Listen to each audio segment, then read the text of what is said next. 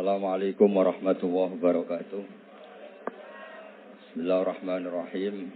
Alhamdulillahirabbil alamin wassalatu wassalamu ala asyrofil mursalin sayyidina Maulana Muhammadin wa ala alihi washabihi ajmain. Amma ba'du.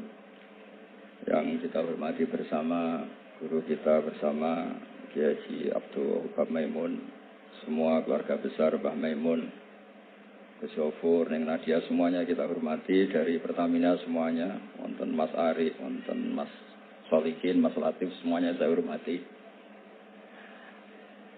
Saya sebetulnya sudah 3 tahun yang lalu sering dimintai ngaji sama Pertamina, dan karena saya sudah daftar jadi resi, tengok-tengok di rumah itu sudah nggak mau ya.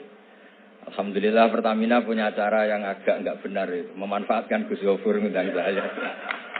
Semoga Allah memaafkan. Itu otak politiknya masih jalan. Tapi alhamdulillah semoga ini kesalahan yang dimaafkan Allah Subhanahu wa taala. Karena politik itu penting. Dulu itu ada orang berdoa di depan makam Rasulullah sallallahu alaihi wasallam. Itu doanya itu agak ganggu, agak menteror. Ya Allah, jika saya jadi orang baik, maka yang senang ini kekasihmu, yaitu Rasulullah Sallallahu Alaihi Wasallam. Tapi kalau saya jadi orang jelek, itu yang senang musuhmu, yaitu setan. Monggo terserah, jenengan mau menyenangkan kekasih jenengan atau menyenangkan musuh jenengan, monggo. Itu kata Allah, ini agak repot. Intinya terus, ya sudah kamu jadi orang baik saja, biar kekasih saya senang. Jadi kadang-kadang hubungan dengan Allah juga harus pakai politik gitu. Jadi in kuntu sholihan surra habibu. Kalau saya jadi orang soleh maka yang senang kekasihmu. Kalau saya jadi orang jelek yang senang itu musuh engkau. Terserah dengan sebagai Tuhan milih mana, menyenangkan kekasihmu atau menyenangkan musuhmu. Jadi kadang-kadang dalam dunia ngaji itu juga harus ada akal-akalan gitu. Saya berkali-kali jadi korban.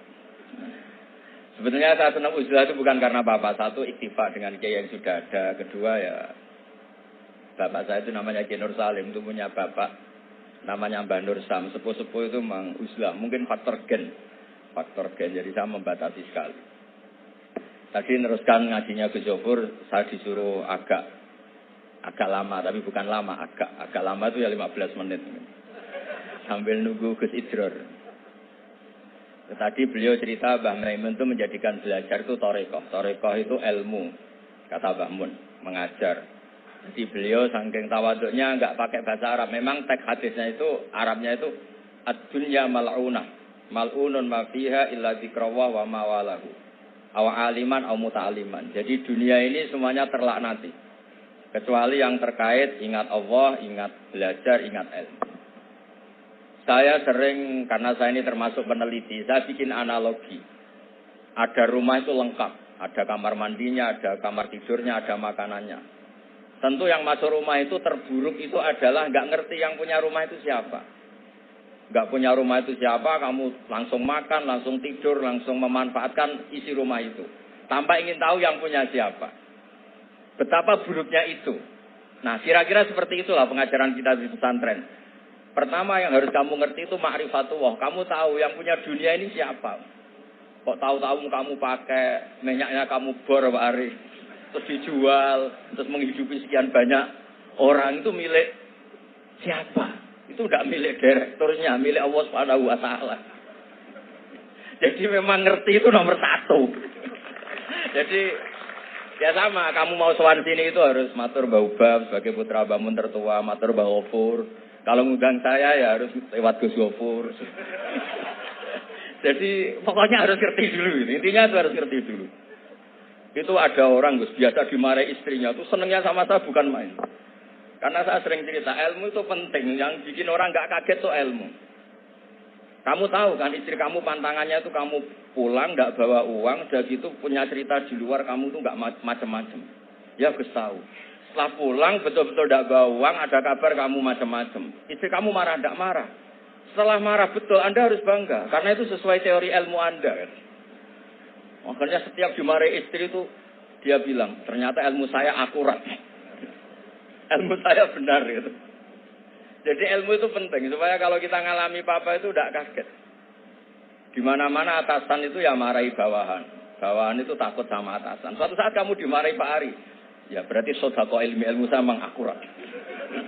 Karena tidak ada ilmu yang mengajarkan bawahan marah sama atasan. Ya sudah, anggap saja itu sesuai teori. Jadi enak lah, anut ilmu itu enak. Tadi kalau Gus Zofur cerita dulu di Madrasah Sarang sampai di Al-Azhar, itu takutnya Kiai itu kalau diancam santri itu goyong. Memang ketika saya ngaji sama Mas saya Sarang termasuk sama Mbak Ubab itu masyhur itu. Kalau ada orang nggak naik kelas, itu Kiainya diancam saya naik atau kembali ke terminal. Itu Kiai biasanya takut. Itu cerita terkenal. Ternyata di Al-Azhar sama. Tadi ada anak Thailand nggak hafal 8 juz, bawa tiket gitu. Saya pulang ke Thailand tidak jadi orang, Pak dosen yang dosa. Lulus. Nah itu di cerita-cerita yang diceritakan Said Muhammad termasuk di Abu Abdul Farad juga gitu. Ada orang tuh dosanya banyak sekali, kesalahannya banyak sekali. Sampai diceritakan itu kesalahannya digelar itu tis'atan wa tis'ina sijillan. Kullu sijillin madul basar. Jadi dokumen kesalahannya itu 99 box kotak, per kotak itu sepanjang mata melihat. Sampai orang ini putus asa karena pasti masuk neraka. Tapi kata Allah, kamu tenang saja. Dan Allah itu sangat, ya kalau boleh dibahasakan itu sangat fair.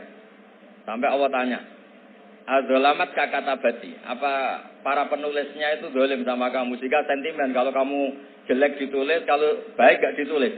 Tidak, Gusti, memang tak salah betul. Jadi di antara pertanyaannya Allah itu Adzolamat kakatabati.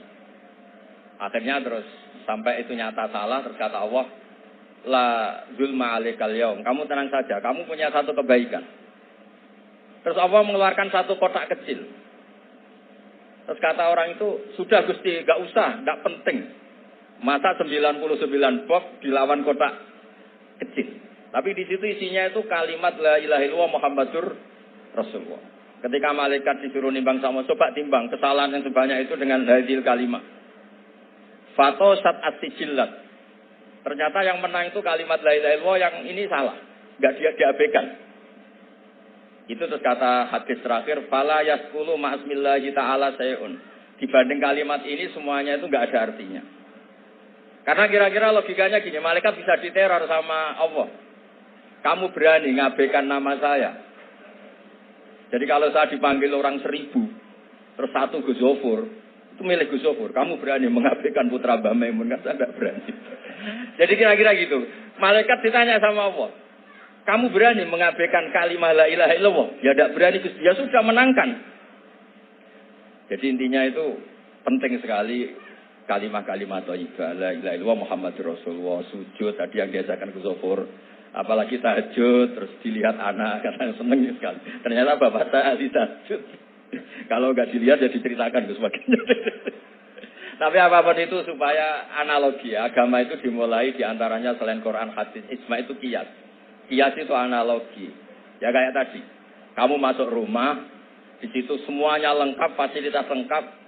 Kamu pakai aja tanpa terlintas tahu yang punya itu siapa, yang mengizinkan itu siapa. Betapa buruknya. Sama betapa buruknya kita nikmati alam raya ini kemudian tidak tahu yang punya siapa. Nah, mengerti itu disebut ma'rifatullah. Jika orang yang tidak ngerti itu termasuk dalam riwayat tadi, ad-dunya mal'unatun mal'unun ma fiha illa zikrullah wa mawalahu aw aliman aw muta'aliman. Gene niku ngoten mawon nak kata-kata sing bingung mboten kula tok, jenengan luwih bingung. Mergo napa nggih? Repot kabeh. Ilmu nak kakean repot. Kula mawon repot malah jenengan repot.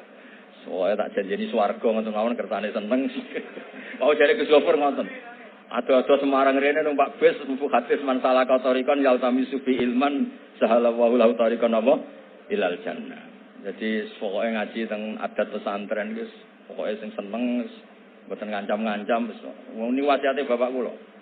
Bapak kula sering cerita, wong ning omah diamuk bojone utange akeh, ning tempat ngaji diancam neraka. Dadi ning omah diancam ning tempat ngaji. Jadi minjana mila jahanam. Kata bapak saya, pokoke ngaji ku sing seneng. Alhamdulillah, guru saya juga guru bapak saya, Mbah Maimun tuh kalau ngaji ya guyon itu. Sampai pernah beliau cerita, Aku tahu disalahno wong, ngaji kok guyon terus. Dewe bangun lucu. Mergo aku wis iso maca, cara rapati iso ya ora iso guyon, mergo wis meruntus roh kitab itu. Kok pikir terkipe piye wis meruntus. Ora kober apa? Guyon. Supir nampun ahli kan santai mawon guyon, nak latihan kan tegar. Jadi kadang-kadang guyon itu buktekno alime, orang tertentu tapi tentu yang sekali berbahmun, yang sekali berorang-orang. Nggih mboten mawon kula kepengin pokoke jenengan ngerti lah kenapa yang tidak malun, yang tidak terlaknati itu orang yang ngerti. Karena kamu masuk Pertamina harus tahu direkturnya siapa, prosedurnya kayak apa, masuk rumah juga gitu, nyupir juga gitu. Pertama yang harus tahu ini remnya kayak apa, semuanya harus tahu. Dan tentu di alam raya ini yang penting adalah tahu. Makanya Imam Bukhari ketika cerita babu fadilatil ilm, terus beliau mendalil qala ta'ala fa'lam annahu la ilaha illallah fabada'a bil ilmi. Kata beliau, kalimat yang menyelamatkan dunia akhirat itu la ilaha illallah Muhammad Rasulullah. Hanya kata ilmu yang bisa mendahului kalimat itu, yaitu fa'lam annahu la ilaha illallah. Jadi kalimat yang sesakral itu enggak ada kata yang mendahului kalimat itu kecuali kata ilmu, yaitu fa'lam. Kata Imam Bukhari fabada'a bil ilmi. Nggih, matur nuwun Mas Ari, matur nuwun sanget. Assalamualaikum warahmatullahi wabarakatuh.